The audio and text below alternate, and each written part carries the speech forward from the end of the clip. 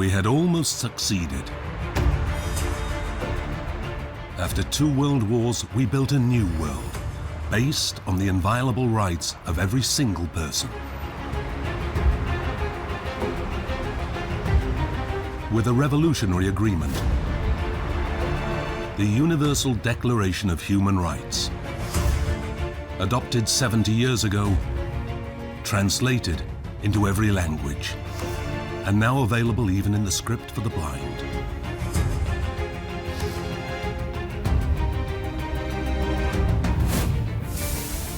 It was a grand vision.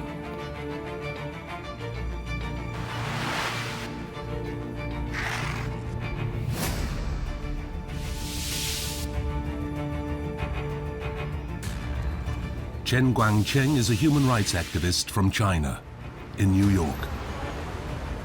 We need more people like him, for the battle is not yet won.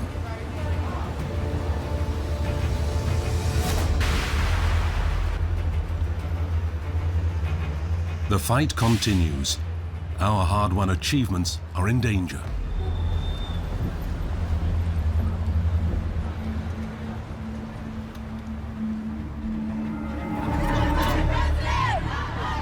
All over the world, people are taking to the streets. They feel the drift of the times, against everything they believe in.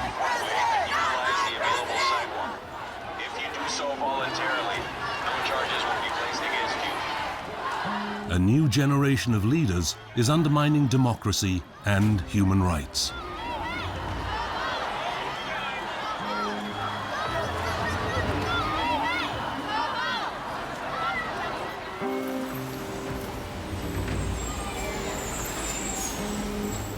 Guangcheng was a blind child born to desperately poor farmers in rural China. He became a dissident, followed by many, feared by the party. Arrest, imprisonment, torture, and finally a spectacular escape to America. Where else would he go back then?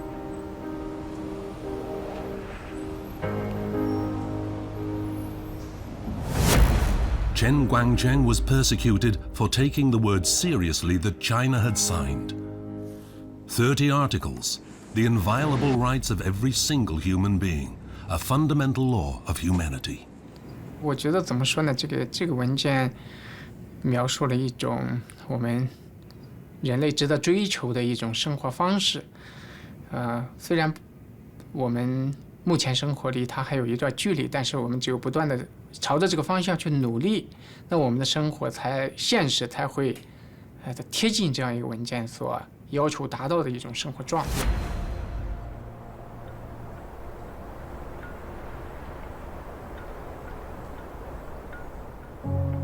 The surveillance state Guangcheng escaped is nearing perfection.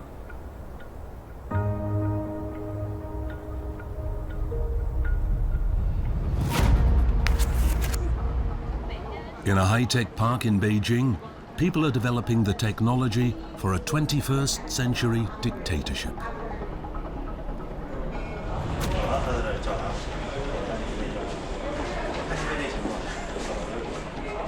The corporation Megvii Face++ does not issue identity cards.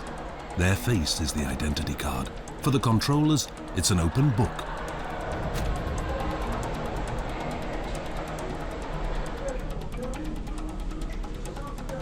Hosts of young programmers are refining the algorithms for total control. Facial recognition has long been standard. At Megvii, they work on going deeper. It's disquieting to feel how your every move is analyzed. This is still a demonstration version to show off the system's power. Later, the data will be processed invisibly with artificial intelligence. We just work through and the door is open automatically. So that is a very smart use for the camera. So the camera, just like people, they can read your face and they can recognize you. Automatic entry alone would be harmless, but in reality, they will be able to track the behavior of every single person, and more. Yinan doesn't like to talk about that. He claims sheepishly their computers wouldn't be able to handle that much data. the total population is huge. It's far more beyond the computing power is because as you think, there is a 106 feature point on just one people's face, and just the scan for one face, you need to consume that kind of the computing power. So there is a billions of people in the world, or in China, it's still billions of people. We're not just caring about the identity. What we're caring is what kind of the people it is, the feature of these people. Maybe it's the young man who is loving maybe sports. Yes, for example, something like this. But what we're not just... Or the emotion? Yeah, emotion. Yes, emotion, profiling, and feature, that is we're focusing on. Perfectly harmless? Hardly. Massive use of facial recognition is a gigantic project. Industry and the party are investing billions. And the return? Power. These days, Xi Jinping is actually making it easier for us to show how terrible an authoritarian government can be. Or we start telling people about the social credit index that China has developed, which is almost a definition of dystopia.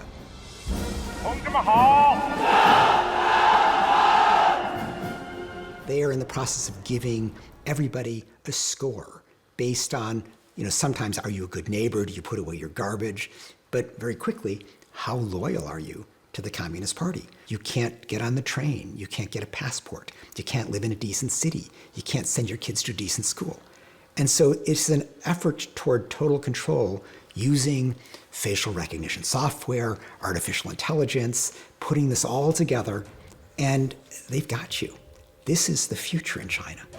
Is that what people want? So, suddenly this Chinese ideal isn't such a great ideal anymore. The future of surveillance has already begun. New technology can be piggybacked onto an established system of surveillance. Perfectly harmonious, unobtrusive. They've long gotten used to this. Hardware to ensure peace of mind and security. And isn't it only directed against people who have something to hide? Why would you want to attract attention by protesting?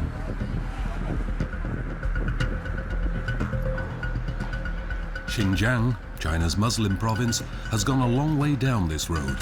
The governor, who used to pacify Tibet with prisons and a big stick, has now installed high-tech surveillance.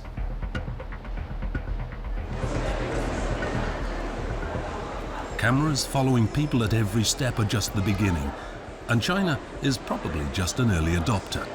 Security is highly prized everywhere. The first generation which doesn't remember a time without permanent surveillance has already been born. You get used to it. It makes life more secure. In an increasingly dangerous world, how long will we resist such an offer? Privacy is just one part of this. The struggle for human rights is entering a crucial phase. This documentary won't even try to remain neutral. It's meant as a celebration of human rights and those fighting for them. It shows what they're up against. No less than the world we and our children will live in is at stake.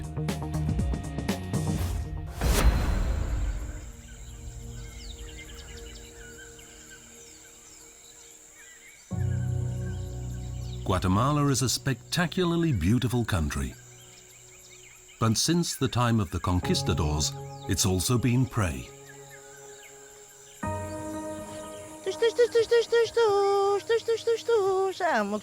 The Mayan people are in the way of the conquerors. They always have been. Nosotros no somos de eso. Nuestra vida es la madre tierra, es nuestros cultivos. Esa es nuestra vida, esa es nuestra felicidad. The family of Angelica Choc, which has lived on this land since time immemorial, has experienced what it means to stand in the way of powerful interests. Ustedes, los pequeños, ya comieron.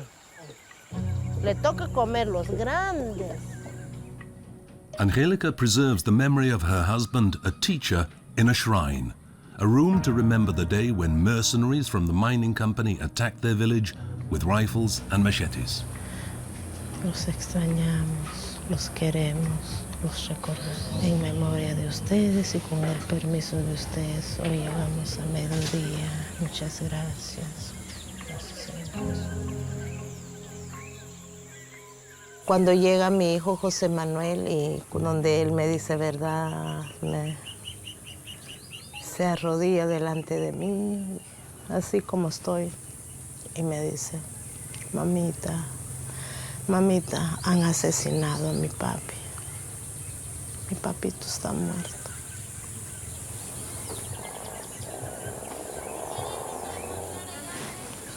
O sea que la mina destrozó mi familia, destrozó mi vida, la vida de mis hijos, porque esto no acaba.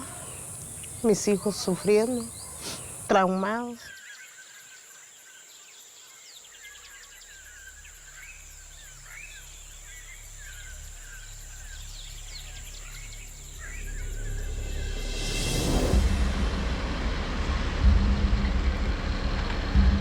The land overlooking Angelica's village became prey because of this mine.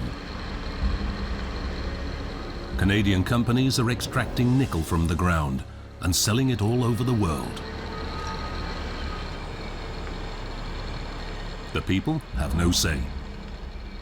Their traditional rights mean nothing to the government. Might makes right. Just as the bulldozers level the mountain, so the thugs from the mining company deal with the people. One of the most dangerous professions today is to be an environmental activist in rural areas where there is environmental dispute. Big money is at stake.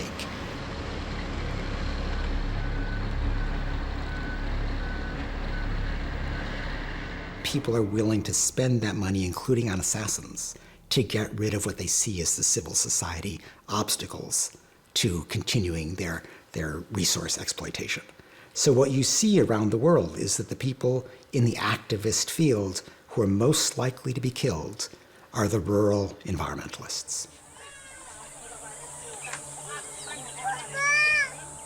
Kenneth Roth is a human rights lawyer, a modern protector of the UN Declaration of 1948. For Angelica's community, the promises written there are a mockery. They've paid a bitter price for resistance. They still believe that they have rights. The mercenaries who ravaged their village, raped, murdered, and burnt it down could not rob them of that. The long-suffering community continues to fight the various companies that buy, exploit, and sell on the mining concern.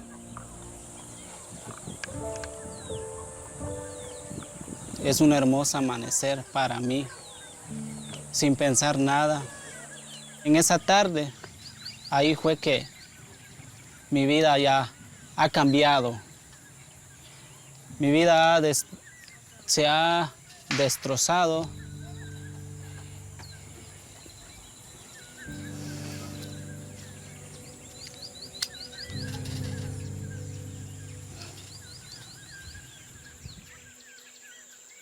Entonces ahí me di cuenta cuando los agentes de seguridad lo estaban disparando a la gente.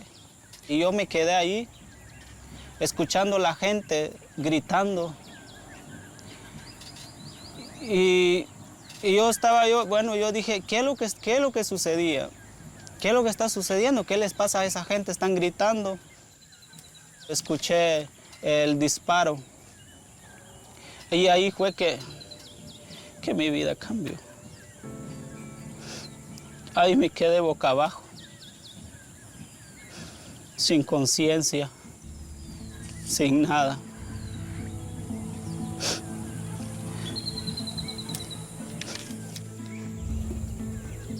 In Ellistor, we find a community of people bound together through suffering and struggle.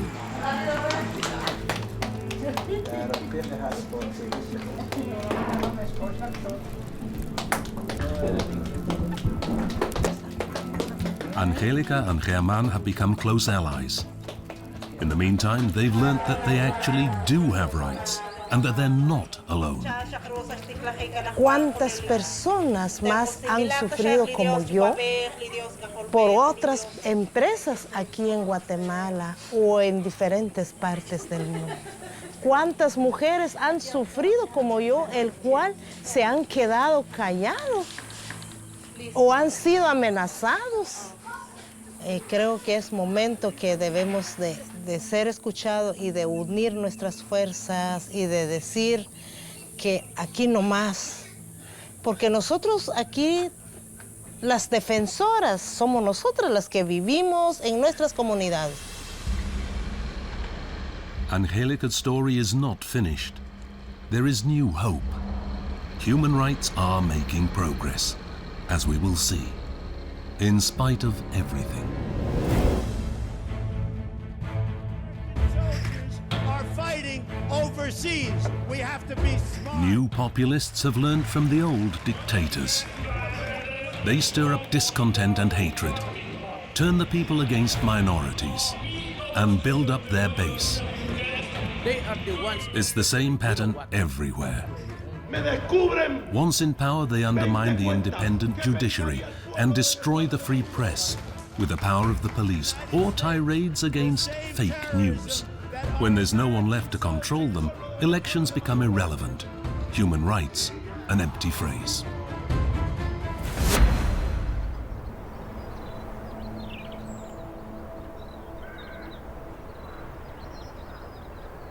China presents a challenge of a different caliber.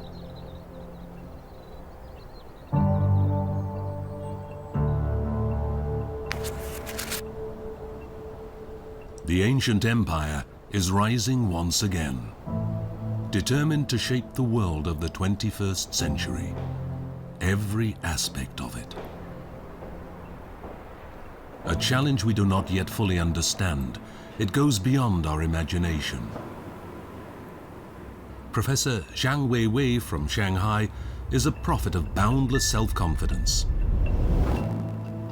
We don't need to listen to others.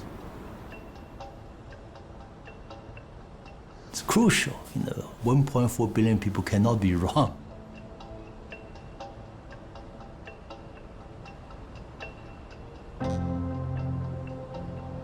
No country, no nation can fulfill all the human rights simultaneously. There must be certain priorities.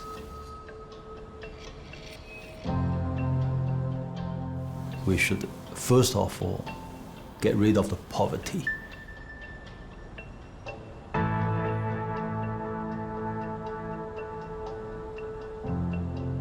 In this sense, if we are doing well, that's fine. We hope others will understand us, but we do not beg others to understand us. It's true. China has managed to raise 600 million people out of poverty in a single generation. This new sense of pride is built on a solid foundation.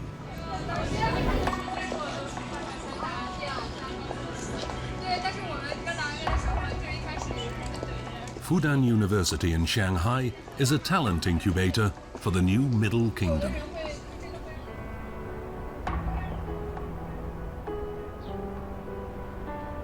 Here, the elite acquire degrees that have currency in the outside world. Gone are the days when China's best students went abroad to study and stayed there. Today, the majority sees more opportunity at home. Zhang Weiwei is a rock star among the students.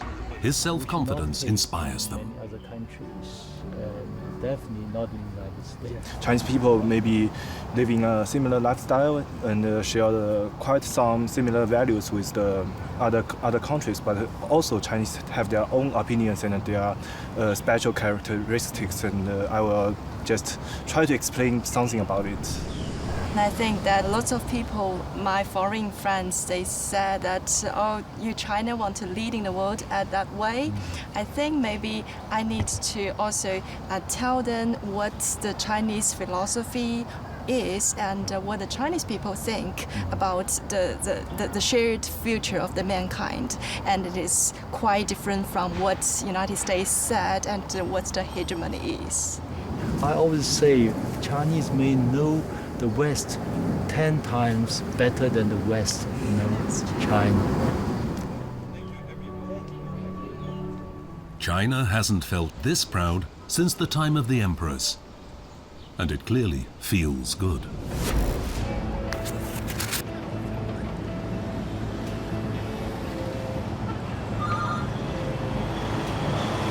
Ken Roth, an American, has been head of Human Rights Watch for 20 years. He runs a well-financed, efficiently managed organization with global reach. Today is an extremely challenging time when it comes to defending human rights. But that said, there are still powerful forces in the United States that continue to push to defend human rights. I'm convinced that we will get past Trump, that the United States, there will come a time when it returns to the defense of human rights. Human Rights Watch takes up 3 floors of the Empire State Building, influencing world politics. At the end of the Cold War, there was a period where there was relative unanimity around the world that mass atrocities had to be stopped. And I remember for the first time at the UN Security Council when it was possible to discuss mass atrocities, China and Russia went along. It was a new world. But these days, Xi Jinping and Putin have no interest in international discussion of human rights because they would be among those at the top of the list of the offenders. China today is the principal obstacle to protecting the Rohingya Muslims in Myanmar. This is the reality we deal with, and what we need to do is to generate enough determination in the West for those who still do believe in human rights to stand up to the Chinese, to stand up to the Russians, even if there is some price to be paid.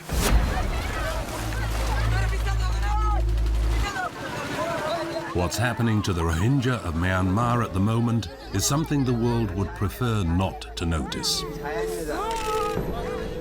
The victims are disturbing, with their stories of murder and ethnic cleansing. Facing their misery seems too much. And the Western response is weak.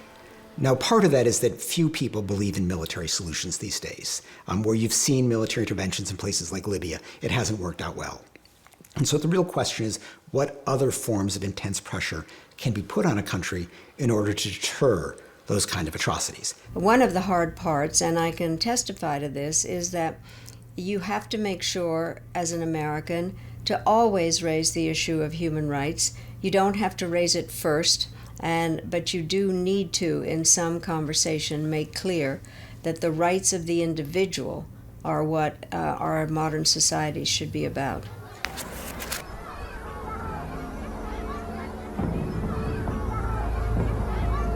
They have no choice.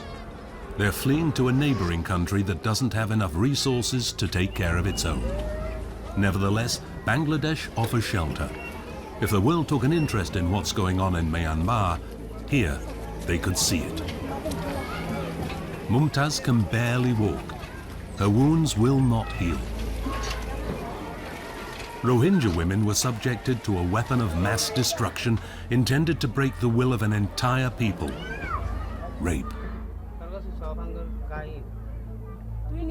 بعد البيدين كانوا جورو فاني ما تدوم ماري جنا أنتو فازن ورو غورو بطر قلا باري ماري كوم ماري غورو بطر جنا على صارن زاغا ساشا غوتا ماجي بعد زينون غجي بعد انتو سينا ساشا باري ماري عارف هلا يجي زولونغوري بعد تو بعد فرادي فلا ماجي فلا ماري فلا جي مورادي كورتاكي 100,000 people harassed, tortured, killed, expelled, just because they belong to a different ethnic group.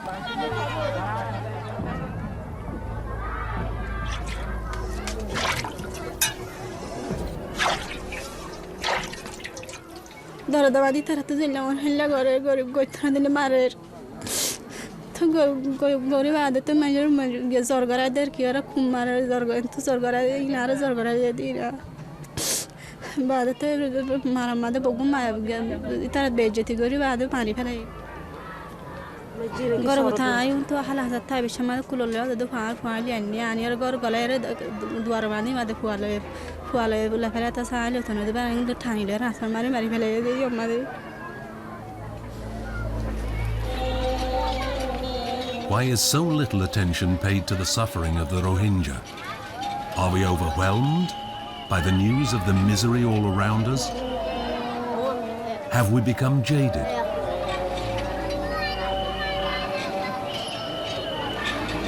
Or is it simply that the victim's religion seems foreign to so many of us?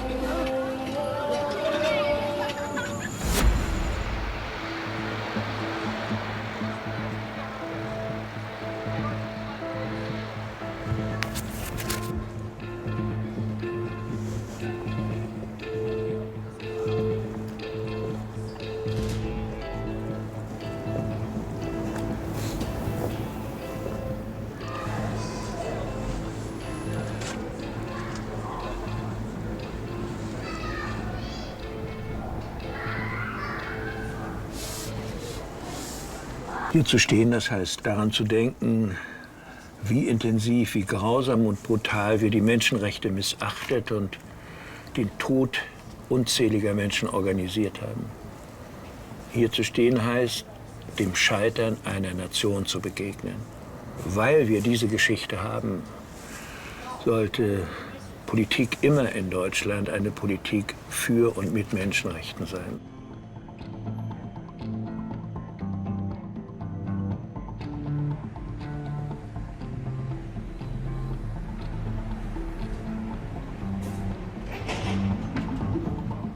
In Germany, too, there used to be a system that claimed individual human rights must be subordinated to the common good. And yet the leadership failed to realize the power in the articles they had signed. Wir haben davon gelebt. Hier, das habt ihr unterschrieben, das ist euer Vertrag. Ihr wart doch dort. Wir haben Rechte. Wir bilden uns nicht ein, diese Rechte zu haben, sondern in einem völkerrechtlichen Text steht drin und mit eurer Unterschrift beglaubigt, dass es diese Rechte auch für uns geben sollte. Das war ein starkes Hilfsmittel. Peacefully, without bloodshed, the revolutionary power of human rights prevailed. A happy moment in human history.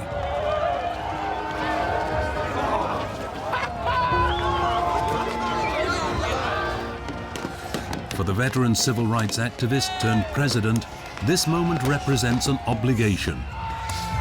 For today. Und bei den Rohingya ist nun auch langsam das Abwarten zu Ende. Ich denke, es sollte ein UN-Mandat geben, damit dort den Machthabern in Myanmar gezeigt wird, so geht es nicht. Das wäre auch ein Teil einer aktiven Außenpolitik, in den UNO-Gremien darauf zu drängen, Leute, hier haben wir was übersehen und wir fühlen uns verantwortlich, wenn Menschen verfolgt werden. Wir sind Deutsche. Wir haben das Recht gebrochen. Wir haben Völkerrecht gebrochen und individuelles Recht gebrochen. Wir haben dabei ganz furchtbare Erfahrungen anderen zugefügt und selber gemacht. Und deshalb fühlen wir uns beauftragt, immer wieder den Finger darauf zu legen, wenn Menschenrechtsverletzungen geschehen. Sehen Sie manchmal Feigheit? Naja, also ich sitze hier nicht, um die Politiker zu zensieren. Aber aus dem Abstand heraus kann man sagen, dass es oftmals keineswegs genützt hat, wenn man heikle Themen gemieden hat.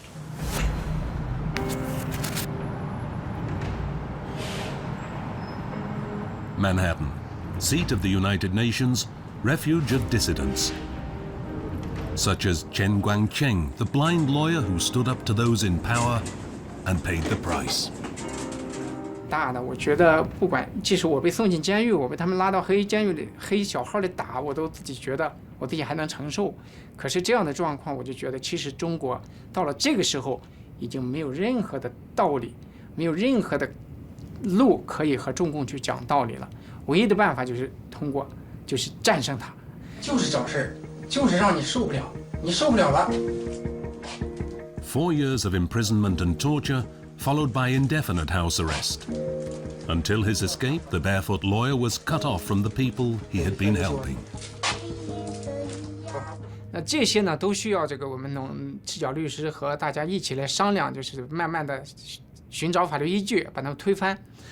那一般情况下，就是到最后，共产党就是从法律的角度想欺骗老百姓，想这个滥权来让我们赤脚律师没有办法做呢，最后都是失败的。那实际上这个共产党从来没有遵守过法律，在这个过程中。但总的来讲，这样农民维权的案子，最终就是说一个结果就是农民的官司没有打赢，但是农民认清了共产党。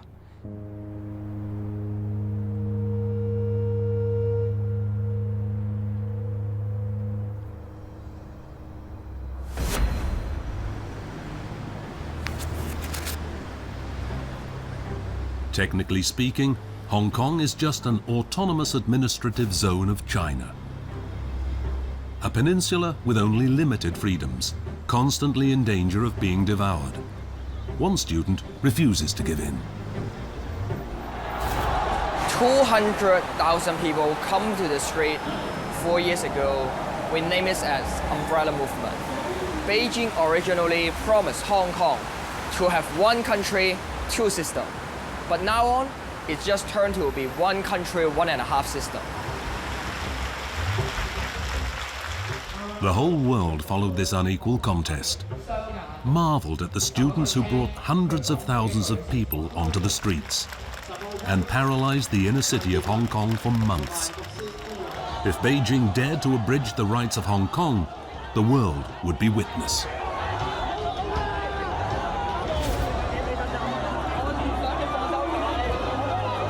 Joshua paid the price. He was thrown into jail. But the government didn't dare eliminate him altogether.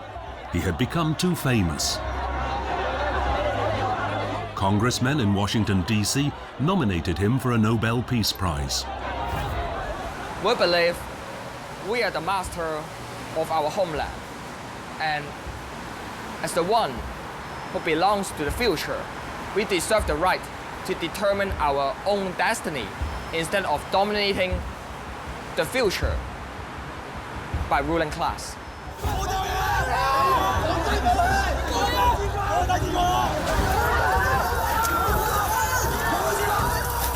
Concentrated state violence trained on demonstrators who could do no more than open their umbrellas in self-defense. In the end, it was neither pepper spray nor superior force that quelled the umbrella revolt, at least for the time being. It was the annoyance of Hong Kong trading people at the traffic delays. The revolution was bad for business. Hong Kong is a city with only 7 million people, but we are the only city stand on the front line to confront Beijing interference and suppression. That's why I am optimistic. And people encourage me to continue to fight in this long-term battle. Liberation movements are becoming a lonesome quest. The West has other worries.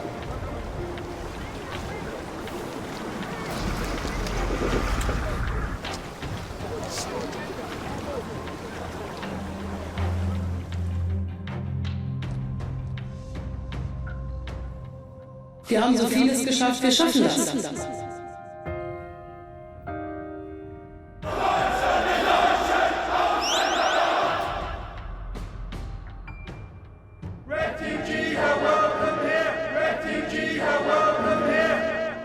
We will build the wall. We've already started planning.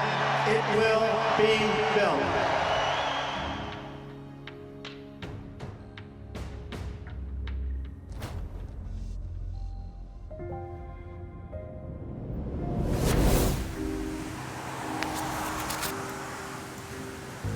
They don't have to do this, keeping a lookout. At home, they have their own lives. The Spanish theater director and the Norwegian entrepreneur.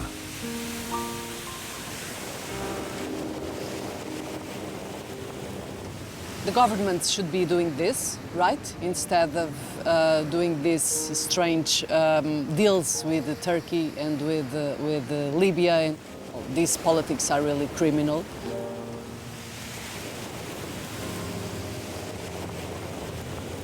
For our shift, 3-4 hours, it's totally worth it. If it comes a boat and the Coast Guard doesn't get it, it will be a difference for at least one life.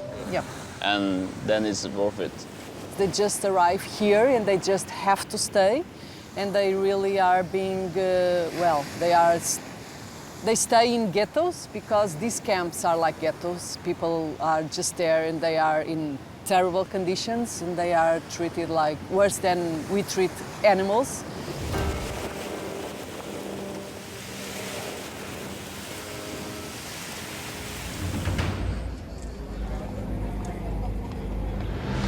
EU hotspot Moria, a camp in the middle of nowhere where it's out of the way. Only when the buses run is overcrowding relieved for a couple of hours.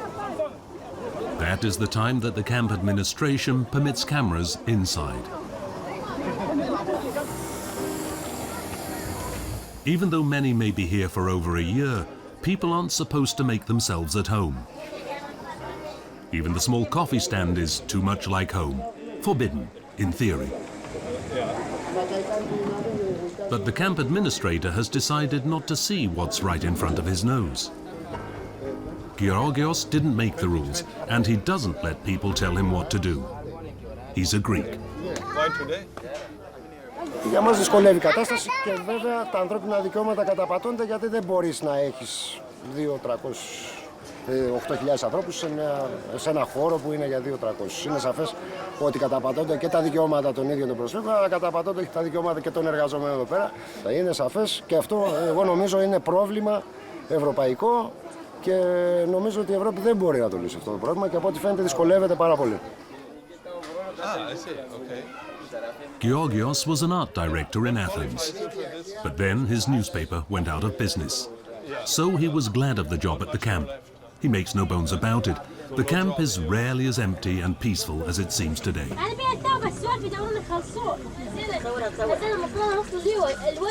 Families living here indefinitely had homes in Syria, work, friends, a future. Everything has been destroyed. Malik is desperate. His brother and sister-in-law died in one night of bombing. He's now caring for their children as well. 3 of his own children died on the way. And then there's the grandmother, drowning in her own despair. Malik has always been someone whose family depended on him, always. Now they look to him, and he doesn't know what to do. They're all traumatized, ever since the night Assad's goons knocked on the door.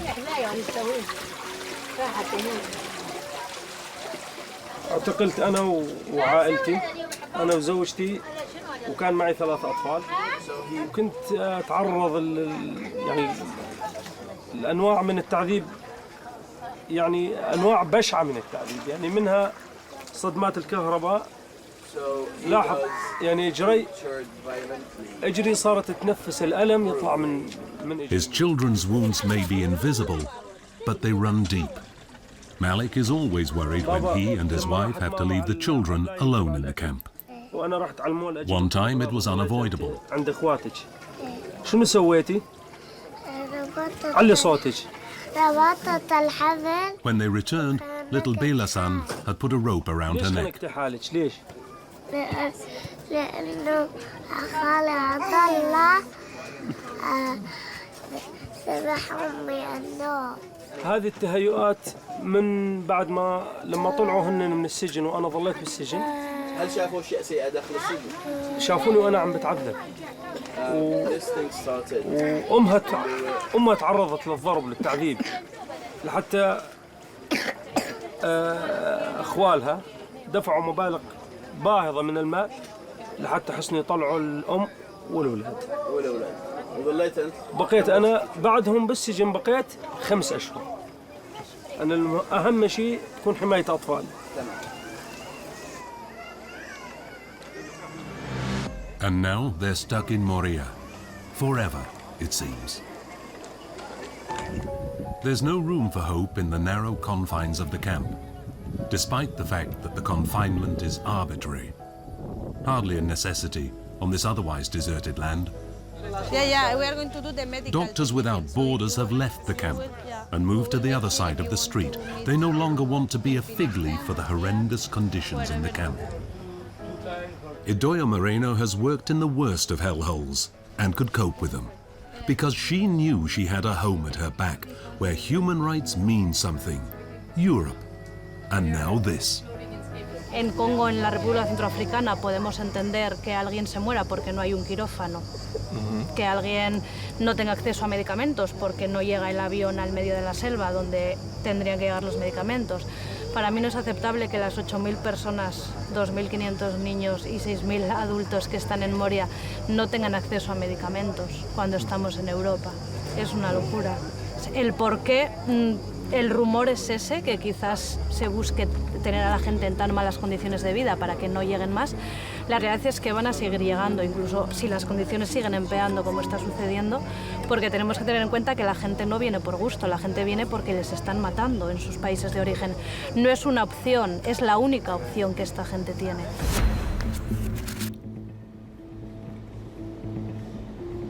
She directed the foreign policy of the United States, and now feels like a stranger in her own country.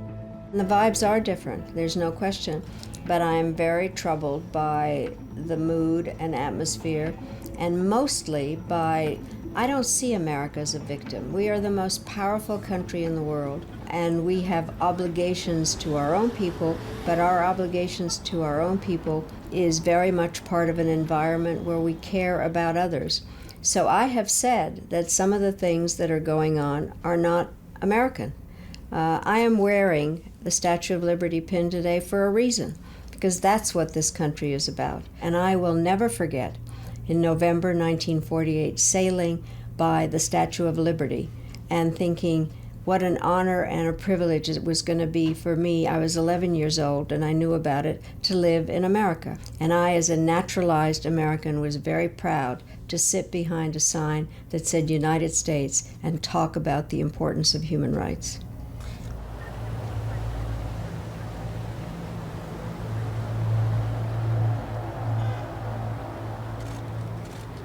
The United States has lowered the numbers of refugees that we will accept and is talking about lowering it even more, and it makes it impossible for an American leader to criticize Europeans for not doing enough if we are not doing enough. And so we are, I think, not dealing with this issue in any humanitarian or even practical way, and I think we will be remembered that this was a very bad period in terms of really doing what I think is a part of the international system, which is caring about what happens to others. The man in the White House promises his own version of freedom. Freedom from rules and obligations that had been deemed vital for the preservation of humanity and of the planet.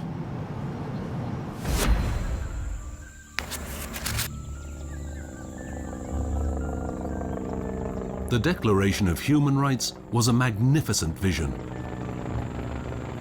But our planet and the natural world don't appear in it.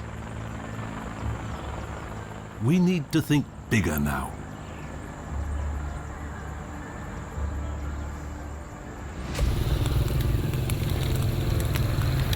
Today we know that plundering the earth to accommodate profitable plantations destroys the very foundation of human existence.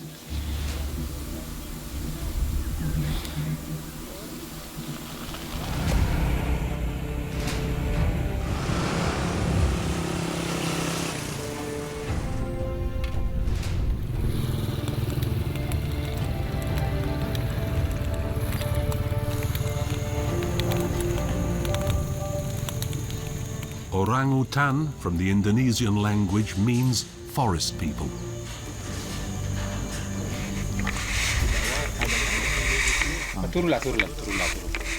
Their fate should be a warning to us all.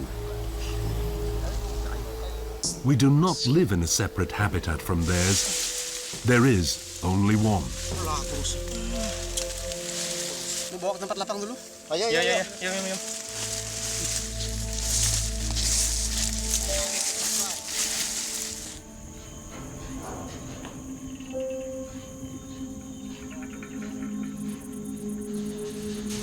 It's good that this help exists.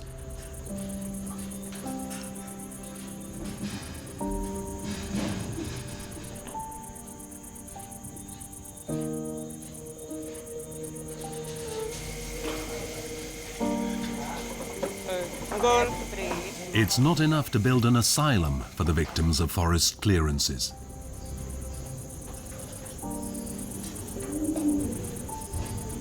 Time is pressing.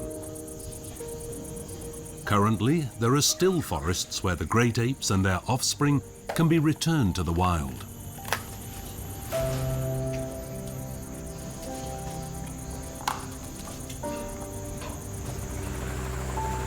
But such tracts of forest are increasingly few and far between.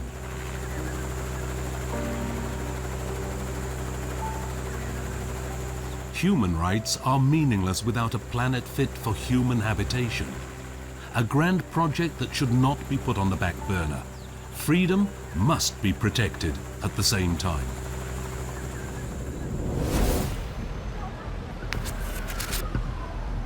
We're easy to find.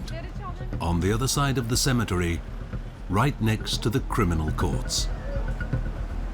Gallows humor, and a favorite saying among the editorial staff of Cumhuriyet, the only major newspaper in Turkey that still dares to criticize the government and engage in investigative journalism.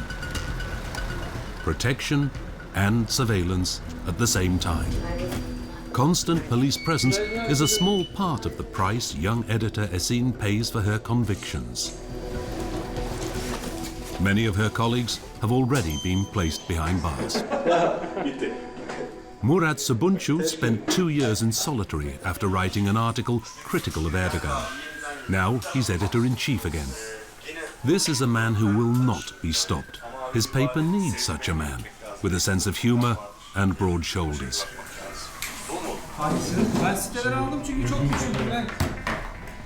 Editorial meeting. Cumhuriyet has lost subscribers under the constant government attacks. But what they decide to run as a lead attracts attention. And not just from the subscribers.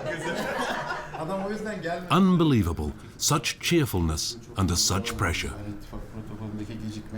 Güle oynaya yapıyoruz görevimizi ve sonuna kadar da yapmaya devam edeceğiz. Biz bir ekibiz, kocaman bir ekibiz, kocaman bir aileyiz. Aynen gazeteciye devam edeceğiz. Basından kastettiğiniz şeyin ne olduğu tabii çok önemli. Türkiye'de artık çok az sayıda iktidara tabi olmamış medya grubu kaldı. Şenol, who provides the constant flow of tea to the editors, has also been behind bars for aiding and abetting insults to the president.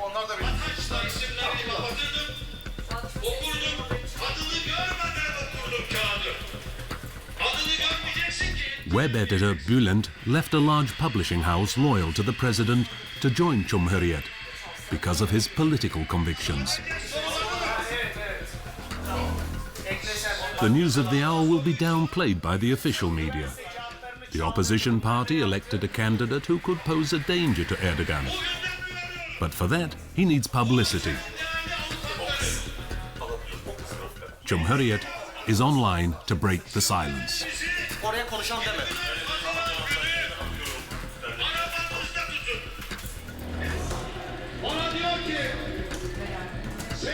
Highly educated young editor Esin could live anywhere in Europe in safety and make a great deal more money doing so. My goal in life, my ideal, was to be an academician, to be a professor, and to help raising new children and people who are studying so that they can change things regarding democracy, freedom of thought, and freedom of expression. But in Turkey, I was not able to keep on working in universities, and I thought that journalism is the best and better than academia way to change something in the country and in the world. That's why. Can you hear? I believe I can.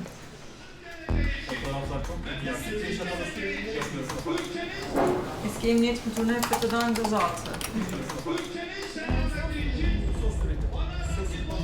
I wouldn't speak for myself, but I think that all of my colleagues are aware that going to jail is a risk that are in our doors, that it can come any day, any minute, and all the people who are willing to work in Cumhuriyet are aware of that, and they are prepared, I think. Where will such passion go when the last beacons are extinguished?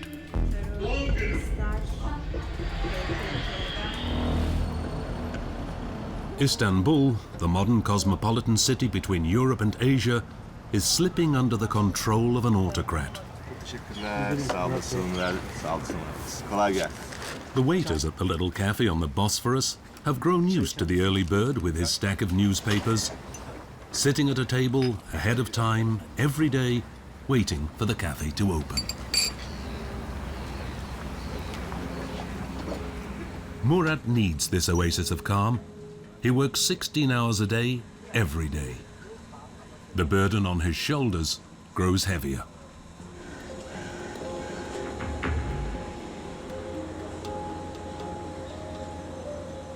Benim için İstanbul'un en güzel saatleri, çünkü işte bu setup, kötep köpekler falan da geldi. Nerede?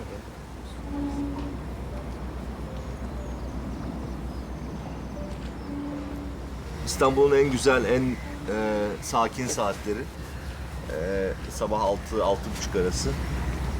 Gün boyu trafik gürültüsünden kuş seslerini duyamıyoruz ama şimdi kuş sesleri çok güzel kulağımıza geliyor. Deniz de burada hemen yakında. Cezaevindeyken buranın hayalini bayağı kurmuştum, hep bu görüntü, bu ses. O yüzden bu boş ve tam gazete okumaya, ders çalışmaya uygun bu saatleri çok seviyorum. O yüzden erkenden buralara geliyorum. Every morning, Murat has a colorful stack of newspapers to go through. There's a multitude of papers in Turkey, so there's press freedom, right? Gerçekten çok fazla gazete var ama hepsinde aynı isim var, aynı kişi var. Sadece Erdoğan var. Bizde herkes var. Bizde muhalefet liderleri de var. Ama Erdoğan'ın ortağı da var. It's only a facade. Behind it, it's a monolithic pro-Erdogan industry. Unfortunately, yes. Unfortunately. Lots of newspaper. But you know many of these journalists. Of course. Yeah.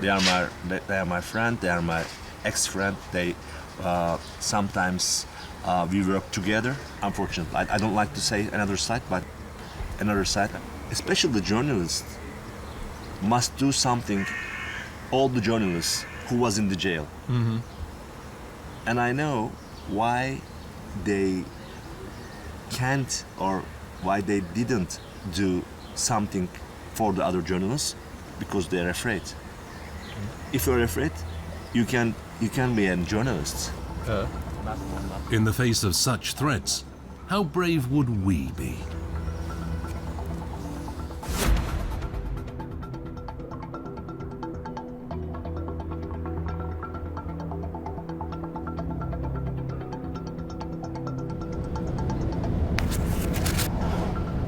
We travel to the Rift Valley, Kenya. This is a remote area, even by African standards. We're a day's journey by car from the nearest big city. Of course, no one here has a car. Anyone born in this region would have no opportunity of learning just what human rights are, if it weren't for people like Anne. Nazawai leads her to her patient, a house call.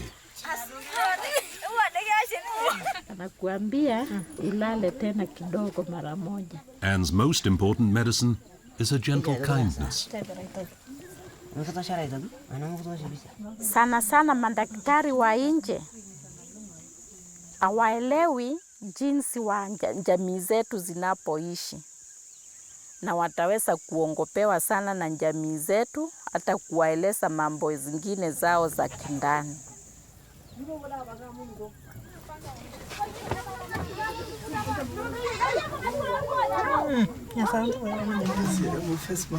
Anne went to nursing school, took a degree. But the tribal midwife has the final say, and knows enough to respect that.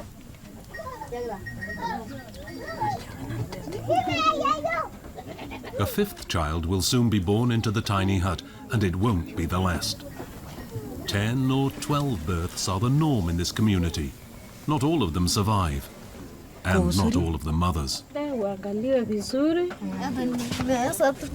Anne wants to change that, carefully. Wanaogopa kwenda hospitali juu wamekatwa, lakini wanaogopa sana kwenda kukuta daktari wa umri wa chini, sana sana si vile wamekatwa. Lakini mambo ikilemea, in case of obstruction, retained placenta, wanaenda. Mpaka waende hospitali juu wasaidiwe maisha yao. That's why Anne goes to meet them where they are.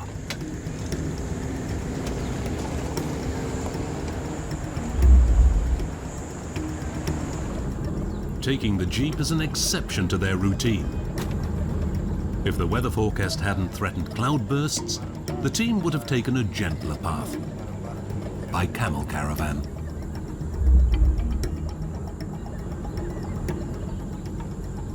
We've traveled with Anne for 2 days and 2 nights.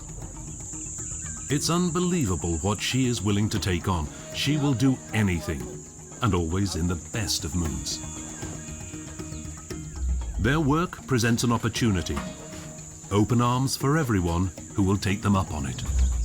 We have already pitched our tent.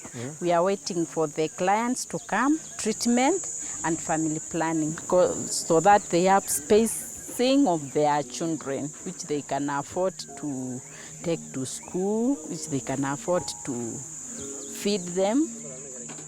The family planning here is so important because they will have no land to stay in. They will not have land for their animals to feed. They will not have no pastures for their land. The soil will get eroded. All the trees are to the side of ecology. They will cut all the trees down and it will affect rain. Big effect with rain.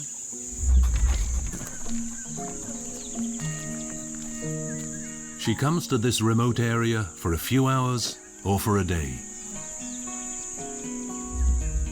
Anne's preoccupation is the rights of women.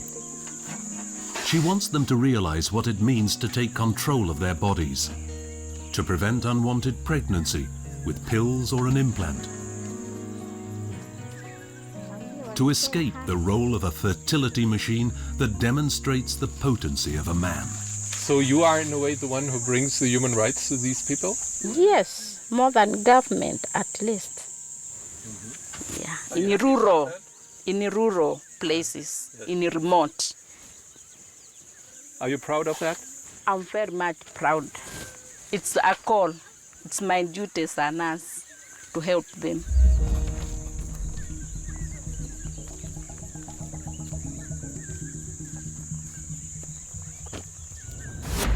Article 1. All human beings are born free and equal in dignity and rights. They are endowed with reason and conscience and should act towards one another in a spirit of brotherhood.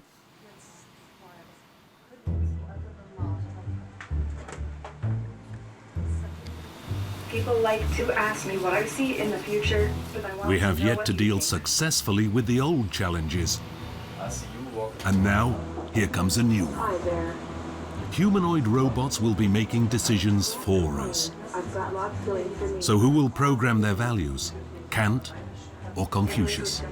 What's your name? David Hansen is a specialist in artificial intelligence. And he's a genius robot builder. He intends to create a world in which robots partner with human beings, with all that entails. At this stage, robots are still under design and development. We're kind of incubating who they will be in the future.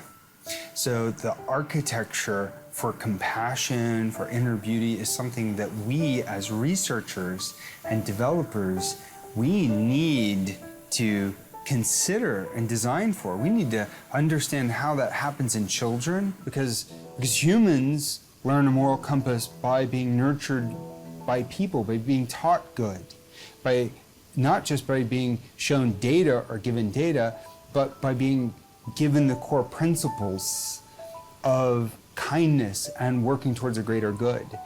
We don't have these technologies, and in some ways, we don't even understand what that means. But we do know that if machines achieve true human-level consciousness, creativity, autonomy, they need to be able to care. We have to be able to trust them. They need a moral compass. If we make the decision that we're not going to trample human rights in the quest of a company's profit or personal gain, if we make that decision that we're going to be better than that, then there's a hope of being better.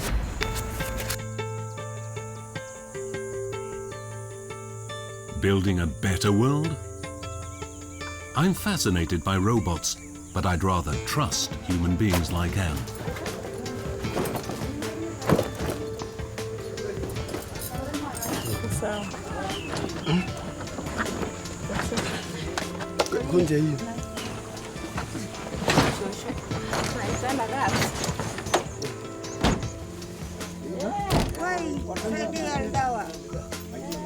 Today we are going to Longopito, past Odonyiro. It will take about 1.5 hours. What kind of place is it? It's a remote area. There are no hospital around. They walk about 15 to 20 kilometers to get where the facilities are. This is the strength of these organizations that have taken on more and more work in the wake of the Declaration of Human Rights. They go where there is neither money nor electoral votes.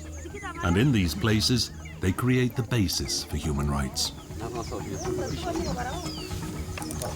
These questions arise almost incidentally, questions about power and roles in life, in a tribal community in which men cling to their traditional rules, because these rules ensure their supremacy.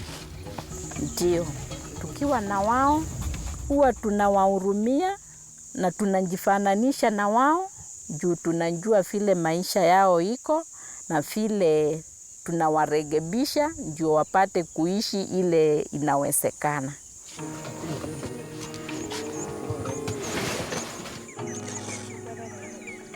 The young men see an enterprising professional woman who has skills they know nothing of. An African. This boy has an acacia thorn stuck deep in his leg. It's infected. This could end badly. The Declaration of Human Rights describes a vision. All children have the same rights: to love, sustenance, education, and when they're sick, to treatment.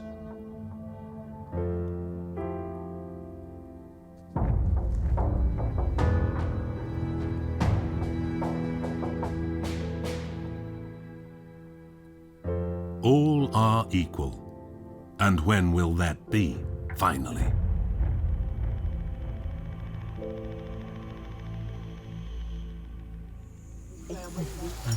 Here, that is today, in a very small way.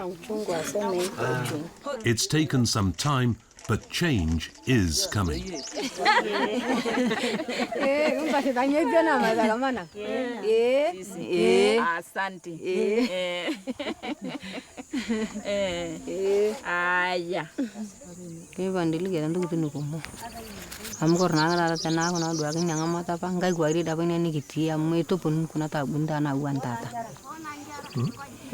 Na guri sidaga bagina kuna hospitali ni kifuta ata klinik kisa ide tata ka bronto mono na ga giti to nobo tata ya taroyo maisha moro kure ya da ndogitin na rike kinkara na gu jol tono ibadu munguni ibadu matarata nai atoro ya bagana.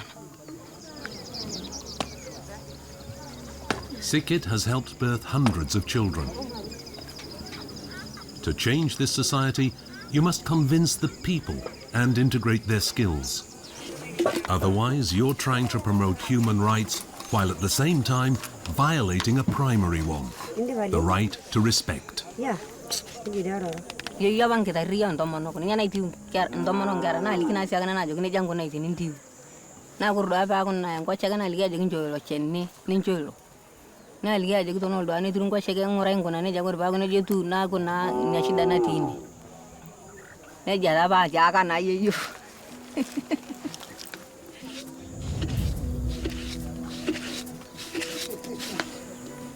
It was these people too who were meant when the Declaration of Human Rights was formulated.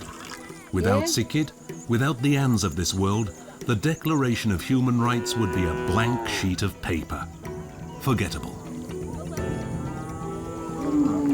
They're on the right track, and they're having fun.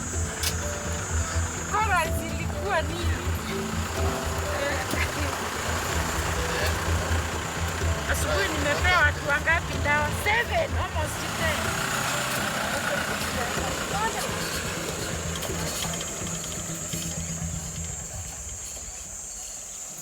Article 2. Everyone is entitled to all the rights and freedoms set forth in this declaration without distinction of any kind, such as race, color, sex, language, religion, political or other opinion.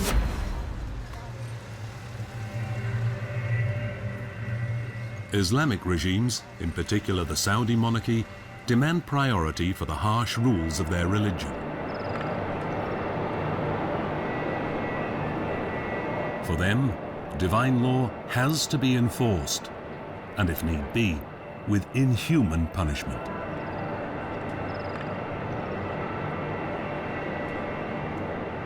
Saudi Arabia has granted citizenship to Sophia, a female robot. Of all things, from this society of male chauvinists.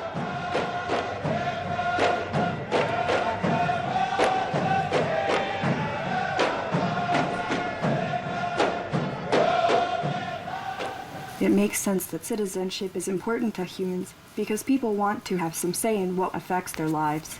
Robots will probably feel the same way someday. Why would we dare to give a robot rights when we haven't really respected human rights well enough? We know that we haven't. A baby human is not as competent as many animals on the planet, but we afford a baby human rights. Maybe robots can have consciousness and full intelligence, but we can consider the possibility that it may come. Then we have to start considering, well, today's robots could be like babies.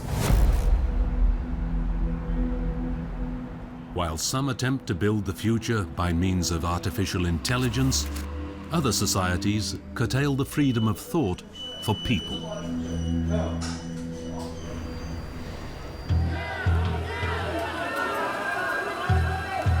Erdogan seemed to be a Democrat, as long as he got his way.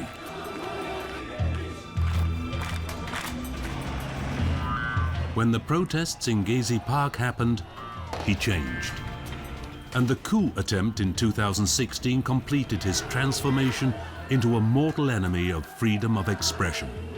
Erdogan is not the only one.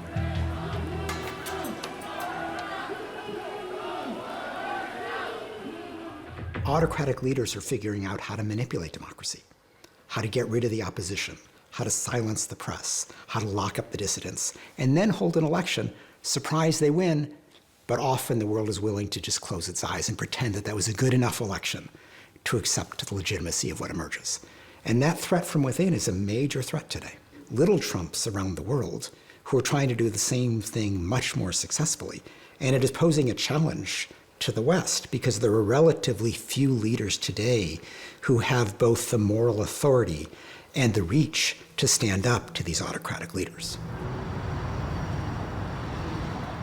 Esin and her colleagues at Cumhuriyet robustly resist the trend. You are leading a team. It's important to show journalism in Turkey needs young people like me who traveled around the world, who knows world conjectures, and who love journalism. I want to inform people. I want to help the spread of truthful news. I think in Turkey the matter is a problem between people who believe in democratic values and people who do not respect democratic values. And why is it so difficult for the democratic values to win the day? I think we will win the day.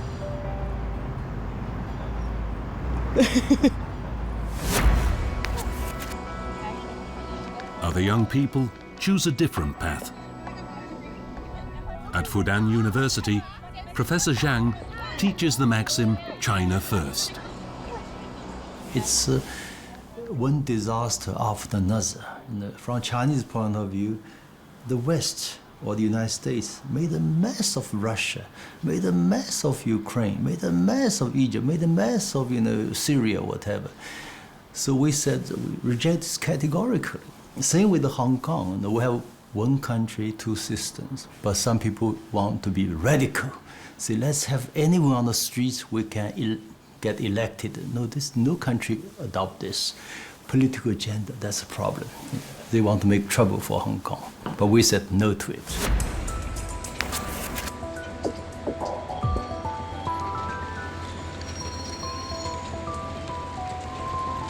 Artist Casey Wong is a child of Hong Kong, the peninsula of half-hearted democracy at the edge of the Chinese mainland. Casey is the counterpart to Zhang Weiwei. His umbrella is a symbol of Hong Kong's democracy movement. I realize I'm actually a Hong Kongese. I cannot go anywhere else. I inherited this amazing history and culture, and now I can stand tall and be proud. Human beings always have this tendency to act up to a higher status because we understand part of us is this tyranny, destruction, and evil, you know.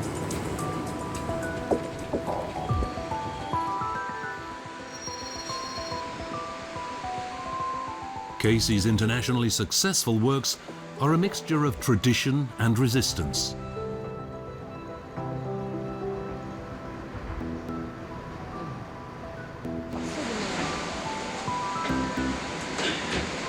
He takes his inspiration from everything that currently preoccupies Hong Kong. The umbrella becomes a motif when the police starting to spray this pepper gas to the protesters, and then everybody took out the umbrella to block off the pepper gas. And I think that's a very powerful image for me because it symbolizes a non-aggressive approach.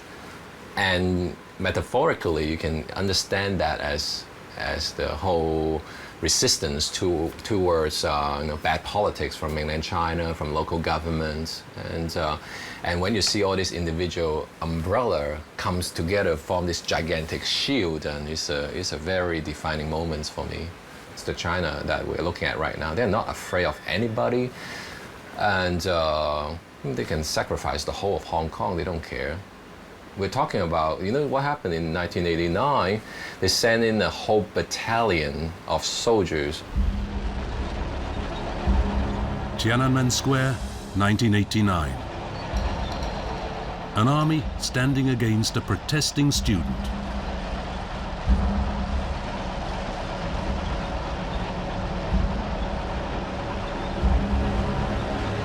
And yet, he stood. It's astonishing how often dictatorships build up seemingly irresistible force, and yet they fear the power of the people, who have nothing but their sheer number and their ideals.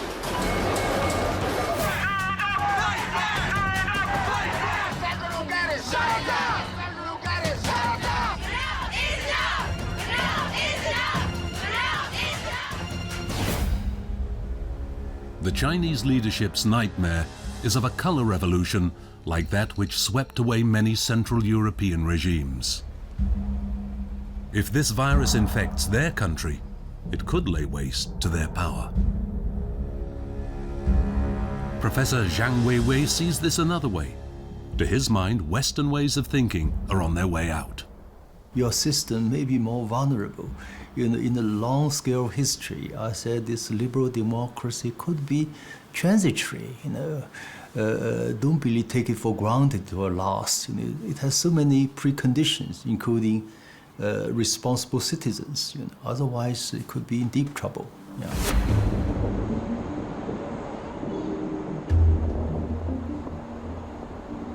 Chen Guangcheng fled from China to New York because he believed in the idea of America. He believed in human rights and the United Nations. 但是我觉得呢，任何一个社会制度呢，它都有它的不足或者需要发展的地方，或者说随着时代的发展需要发展的地方。那民主制度，我也从来没认为它是一个100%完美的制度，我也觉得，它也需要完善和发展。可是呢，我觉得到目前为止，像民主制度可以是一种，能够把社会公正提高到。 尽可能的提高到一种最高水平的这样的一个程度，不管是80%或者90%，和独裁专制之下没有讲理的地方，社会公正不能得到保障。China allowed him to escape, so he might subside into irrelevance. He will not.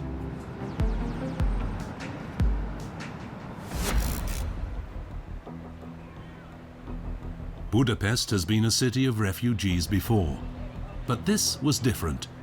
In 1956, when the resistance against the Soviet overlords was beaten down, hundreds of thousands of Hungarians fled to the West and were received with friendship. Today, hundreds of thousands cheer for Viktor Orban, a leader who stirs up fear of anything foreign and who presents himself as the savior of the West. Head of a government that doesn't back down, but hits back.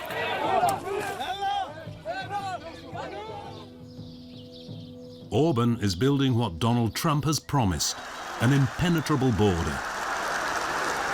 That's his recipe for success. I am troubled by what's going on in Europe. People want to know what their identity is, which is important, we all want to know. But if my identity hates your identity, then it's nationalism, and hyper-nationalism is dangerous. And the bureaucrats in Brussels are viewed as faceless, and so all of a sudden you have a rise of this nationalism. That is true in Hungary, most evidently in Poland, and I'm troubled by the fact that Putin, who is a KGB agent, knows how to take advantage of it to separate the Europeans from each other and from us.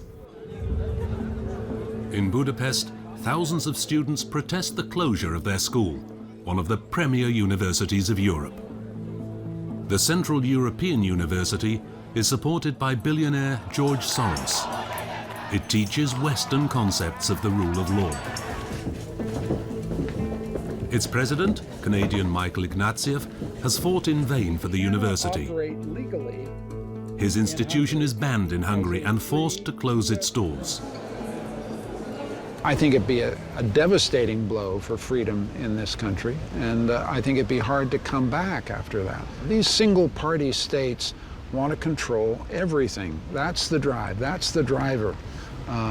They want to control the courts, nobble the courts, they want to reduce the space for civil society, they want to, if possible, eliminate a free press. They've got a single-party regime that's steadily shrinking the space for freedom.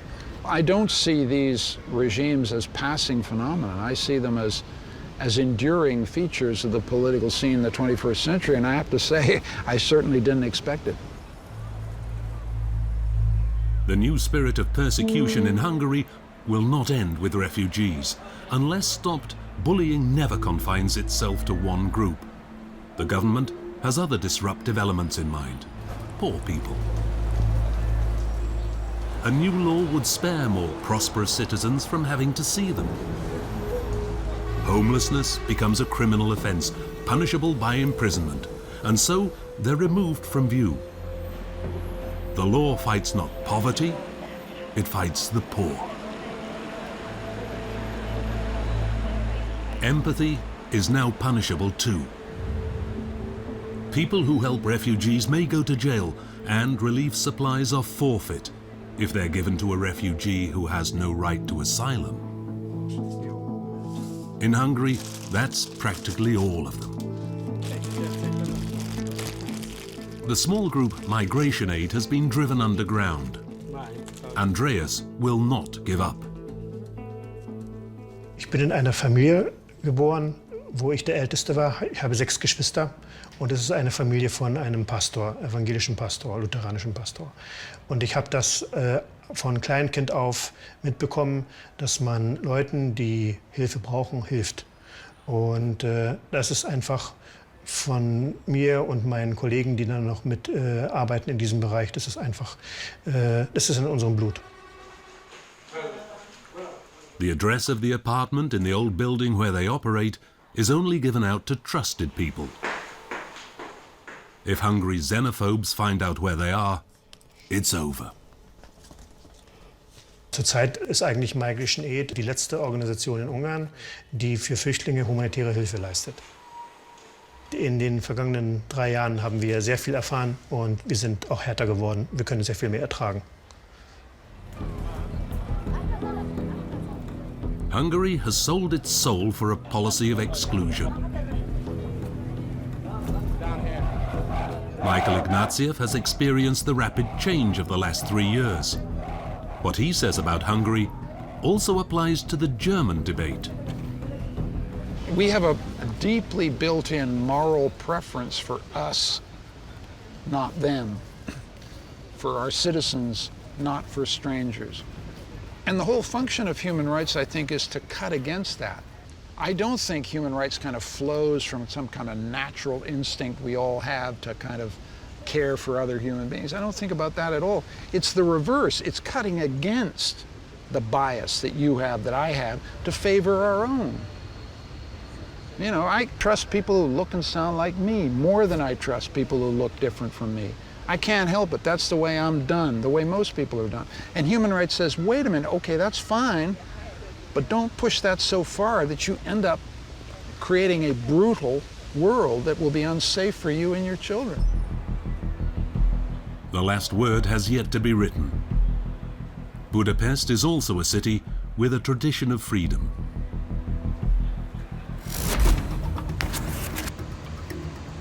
Perhaps Casey Wong and his team will also need to flee one day. Find a new country when China annexes Hong Kong. He's not thinking of that yet. During the umbrella movement, there was a famous quote, which I like a lot.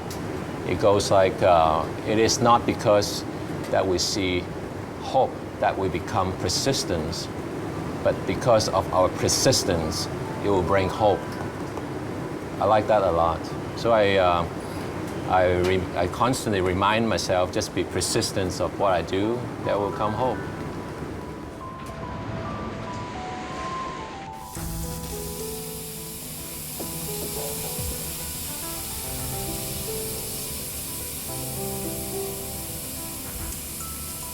An excerpt from Casey Wong's performance art, showing how wrong something is simply by pretending everything is lovely and fine, as long as you keep your mouth shut. The party fetish of the citizen holding his tongue taken to the extreme. Casey Wong shows what others merely say, that art can drive vision, that individuals underestimate the power of the individual.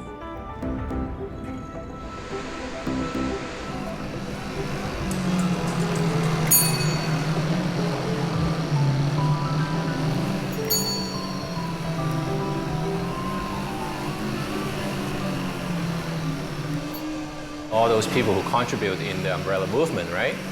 They are all working very hard, they're tired after work, they go to Occupy Zone, and then, you know, they feel like they're contributing, but they cannot see it because they're inside the light bulb. Whereas the rest of the people, as far as outside of Hong Kong, you know, they see it. They see, wow, all these people, students, citizens, they all join together to contribute a little bit of themselves in the movement for democracy. I think that's great.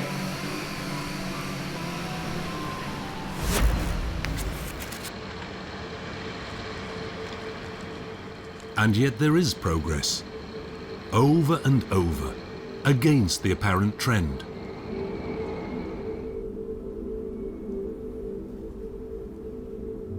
In El Estor, Angelica prepares for a big trip. From the village in the shadow of the giant mine that has brought so much misfortune.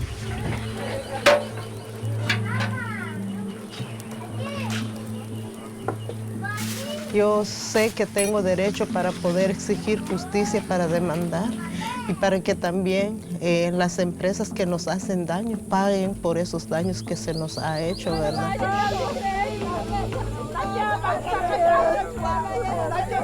They pray for protection, for the trip to longed-for justice, compensation, for something that can never be made good. The rapes, the murders, the shots that paralyzed Germán, who will never walk again. Claims that they can finally assert against the mining company.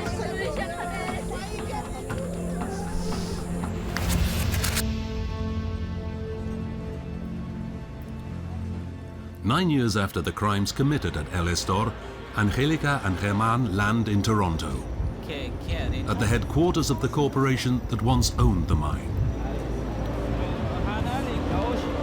Canadian courts now accept the global legitimacy of human rights to such a degree that they will take cases occurring outside the territory of Canada. This is new. It's a hopeful development. Without outside help, Angelica and Germán would never have gotten this far. A human rights organization of ordinary citizens has taken on their case. 70 years after being adopted, the cause of human rights still requires such acts of heroism. And yes, there is progress still, as well as setbacks. We cannot leave human rights up to governments to protect. They're too caught up with their own problems and priorities. The most important lesson of this investigation is that human rights, inviolable, is not yet an achievement, it's a call to arms. Everyone talks about the rage of despots. Much worse is the indifference of the fortunate. Human rights are easier to defend, while they're still there to be defended.